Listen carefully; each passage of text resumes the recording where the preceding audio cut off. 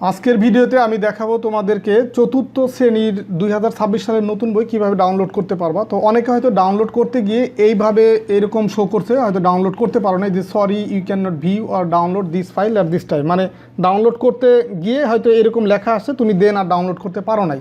তো আজকে আমি দেখাবো তোমাদেরকে এই লেখা আসার পরেও তোমরা কীভাবে খুব সহজে ডাউনলোড করতে পারবা।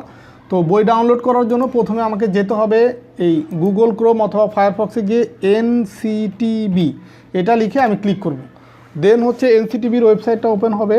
এই লিঙ্কে আমি এখান থেকে এনসিটিবির প্রথম যে লিঙ্কটা আছে সেটা ক্লিক করব। ক্লিক করার পরে ওয়েবসাইটে চলে গেল। তো এইখান থেকে আমি যাব হচ্ছে এনসিটিবির এই যে দেখো যে পাঠ্যপুস্তক 3 নম্বর যে কলাম 2026 শিক্ষাবর্ষে সকল স্তরের বই, এইখানে যাব। তো এখানে যাওয়ার পরে দেখো আমার প্রয়োজন হচ্ছে ক্লাস 4-এর বই। তো এই যে প্রাথমিক স্তর এইটাই ক্লিক করব। ক্লিক করার পরে এখান থেকে যাব কলাম 2-তে প্রাথমিক স্তর, এই যে চতুর্থ শ্রেণীর বই। তো এইটাই ক্লিক করব। তো এটা ক্লিক করার পরে দেখো এই যে ডাউনলোড লিঙ্ক চলে আসছে। তো ডাউনলোড লিঙ্ক চলে আসার পরে ধরো আমি এই যে বাংলা বইটা ডাউনলোড করব, এই ডাউনলোড লিঙ্ক 1 এটা হচ্ছে বাংলা ভার্সনের এই বইগুলোর নাম, এই ডাউনলোড লিঙ্ক। ইংলিশ ভার্সনের বইগুলোর নাম এই যে ডাউনলোড লিঙ্ক। তো এখান থেকে ধরো আমি যেহেতু বাংলা ডাউনলোড করব, এই ডান পাশে ডাউনলোড লিঙ্ক 1 অথবা ডাউনলোড লিঙ্ক 2 যে কোনো একটা ক্লিক করব। ধরো এটা ক্লিক করলাম। ক্লিক করার পরে এই যে বইটা ওপেন হলো। তো ওপেন হওয়ার পরে এখানে দেখো এই যে ডাউনলোড অপশন আছে আর এই যে প্রিন্ট অপশন আছে। তো এই ডাউনলোড অপশনে যদি আমি ক্লিক করি, সেই ক্ষেত্রে আমার দেখো এই ডাউনলোড অপশনে ক্লিক করলে ডাউনলোড হওয়ার কথা ছিল, কিন্তু অনেকেই যেহেতু ডাউনলোড করতে চাচ্ছে এই কারণে সার্ভারটা ডাউন হয়ে গেছে, ডাউনলোড হচ্ছে না।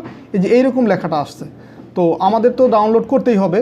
তো এখানে বলছে 24 ঘন্টা পর আবার ট্রাই করতে হবে। তো আমরা এখনই ডাউনলোড করব। তো এটা বাদ, এখন আমরা এই যে ডাউনলোডের ডান পাশের যে অপশন এই প্রিন্ট অপশন এটাই ক্লিক করব। তো এখানে ক্লিক করার পরে দেখো ফাইলটা আবার ওপেন হবে, এই পুরা পিডিএফ ফাইলটা পুরাটা ওপেন হবে। দেন আমরা এইখান থেকে ডাউনলোড করতে পারবো, এখান থেকে আর আটকাবে না। তো এখান থেকে দেখো এই যে ওপেন হওয়ার জন্য একটু সময় দিতে হবে, দেখা গেলে সর্বোচ্চ 1 মিনিট সময় লাগবে।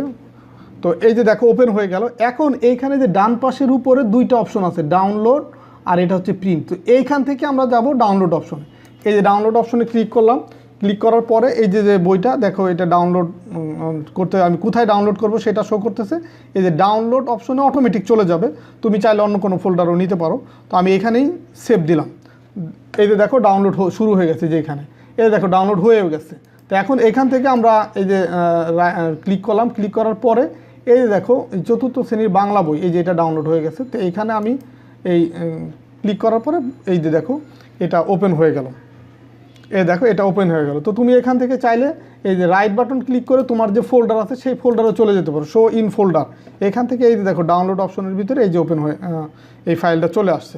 তো এই ফাইলটাই কিন্তু আমি যে এখানে ওপেন করলাম, তো ওইখানেও ডবল ক্লিক করে ওপেন করতে পারবা। এই যে পুরো বাংলা বইটা তোমার এখানে ওপেন হয়ে গেছে। তো যারা হয়তো ডাউনলোড করতে গিয়ে প্রবলেম ফেস করছো, তারা এইভাবে ডাউনলোড করলে আর প্রবলেম হবে না, সবাই ডাউনলোড করতে পারবা।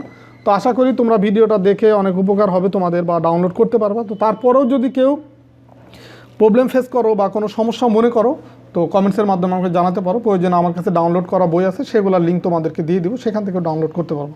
তো ঠিক আছে, সবাই ভালো থাকো, সুস্থ থাকো, আল্লাহ হাফেজ।